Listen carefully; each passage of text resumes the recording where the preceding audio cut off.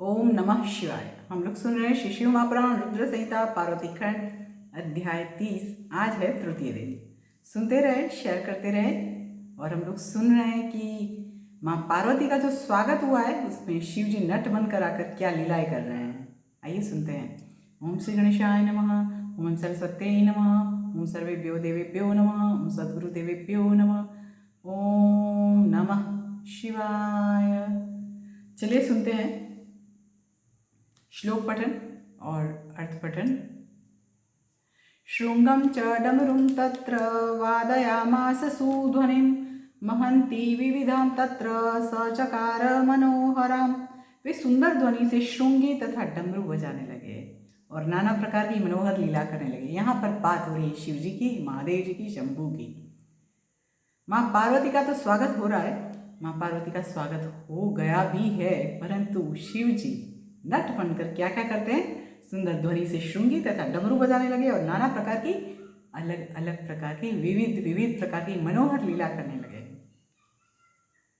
तां द्रष्टुं नागराः सर्वे पुरुषाश्च स्त्रियस्तथा आजग्मुहुः सहसा तत्र बाला वृद्धा अपि ध्रुवम्।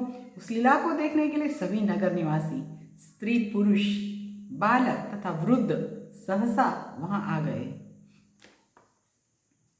श्रुत्वा सुगीतं तद्दृष्ट्वा सुनृत्यं च मनोहरं सहसा मुमुहुः सर्वे मेनापि च तदा मुने।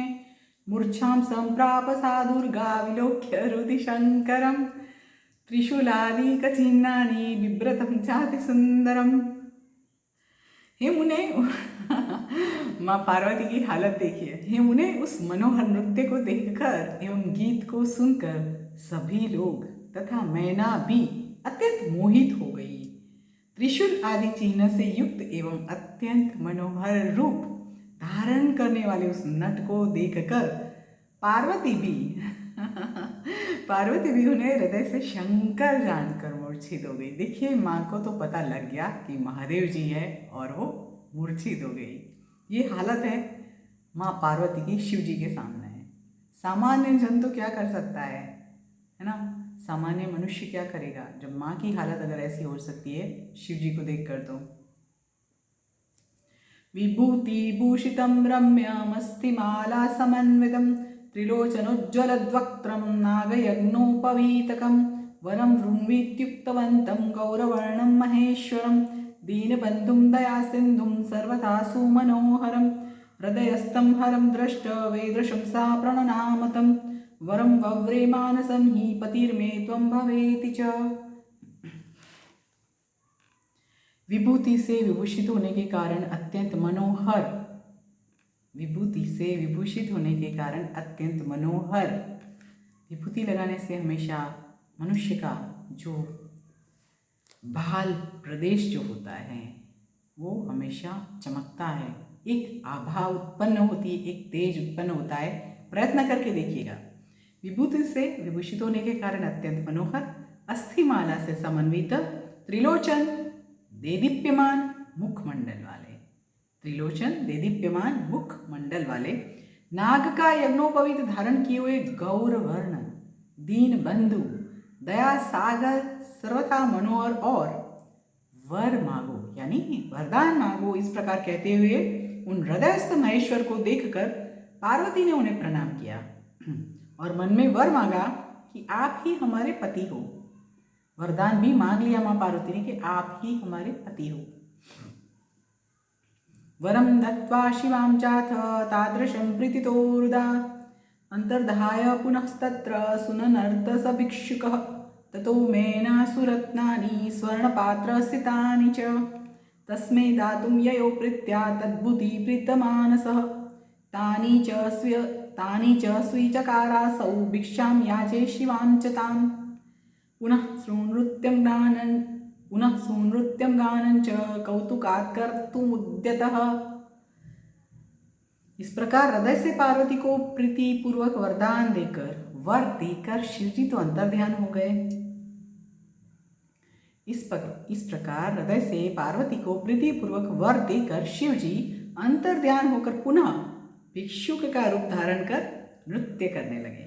तब उस नृत्य में प्रसन्न होकर मैना सोने के पात्र में बहुत सारे रत्न रखकर बड़े प्रेम से, माँ तो माँ होती है, यहाँ पे पार्वती माँ की बात हो रही है, और वो सोने के पात्र में बहुत सारे रत्न रखकर बड़े प्रेम से उस भिक्षुक को देने के लिए गई, जो कि महादेव जी थे। किंतु भिक्षुक ने उन्हें स्वीकार नहीं किया। महादेव जी को क्या ज़रूरत है, स्मशान में रहने वाले, हिमालय में रहने वाले, ये सब नाना प्रकार के विभूषित रत्न क्या करेंगे वो। उन्होंने स्वीकार नहीं किया और भिक्षा में शिवा को मांगा तथा पुनः नृत्यगान करने लगे। भिक्षा में शिवा को मांगा, पार्वती माँ को मांगा, सर्व मंगला को मांगा, और क्या चाहिए, तथा पुनः नृत्यगान करने लगे। मेना तत्वचनं श्रुत्वा चुकोपाति सुविस्मिता भिक्षुकं भर्त्सयामास बहिष्कर्तुमि एषसा एतस्मिन्नन्तरे तत्र गङ्गातो गिरिराययौ तदर्श पुरतो भिक्षुं प्राङ्गणस्थं नराकृतिम। मैना भिक्षुक के वचन को सुनकर विस्मित होकर क्रोध से भर गई, क्योंकि वो भिक्षुक दिख रहे थे ना, तो माँ तो क्रोध से भर गई कि अरे मेरी पुत्री के लिए ऐसा वरदान ये कैसे मांग सकते हैं। बट उनको कहाँ पता थी कि वो कौन है। मैना भिक्षुक के वचन को सुनकर विस्मित होकर क्रोध से भर गई। वे भिक्षुक की भर्त्सना करने लगी और उन्होंने उसे बाहर निकालने की इच्छा की। इसी समय हिमालय भी गंगा जी से आ गए। गंगा स्नान करने गए हुए थे, तो गंगा जी से आ गए और उन्होंने नर की आकृति वाले भिक्षुक आंगन में स्थित देखा। श्रुत्वा मेना मुखाद्वृत्तं तत्सर्वं सूचकोपसः आज्ञां चकारानुचरान् बहिष्कर्तुं च तं नटं। मैना द्वारा सभी बातों को जानकर हिमालय को बड़ा क्रोध आया। पिता थे आखिर, क्रोध तो आएगा ही। एक सामान्य भिक्षुक ऐसी राजकुमारी को कैसे ले जाएगा। मैना द्वारा सभी बातों को जानकर हिमालय को बड़ा क्रोध आया। उन्होंने भिक्षुक को घर से बाहर निकालने के लिए अपने सेवकों को आज्ञा दी। महाग्निमिव दुस्पर्शं प्रज्वलन्तं सुतेजसं न शशाक बहिष्कर्तुं कोऽपि तं मुनिसत्तम। किंतु हे मुनि सत्तम, प्रलयाग्नि के समान जलते हुए तेज से अत्यंत दूर से उस भिक्षुक को बाहर निकालने में कोई भी समर्थ नहीं हुआ। यहाँ पे बात तो हो रही है कि जो भिक्षुक है वो तो शिव जी है और वर मांगने आए हैं, चलो हाथ मांगने आए हैं शिवा का।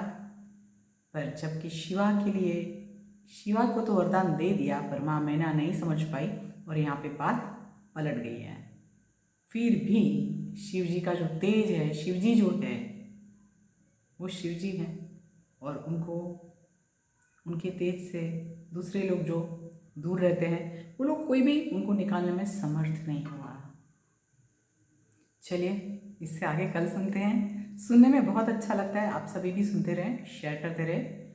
Just now I am going to complete this chapter 30.3 and tomorrow it will be 30.4. Then chapter 30 will be completed and then we will start 31. Okay, चलिए मेरे साथ बोलिए, ओम नमः शिवाय, ओम नमः शिवाय, ओम नमः शिवाय।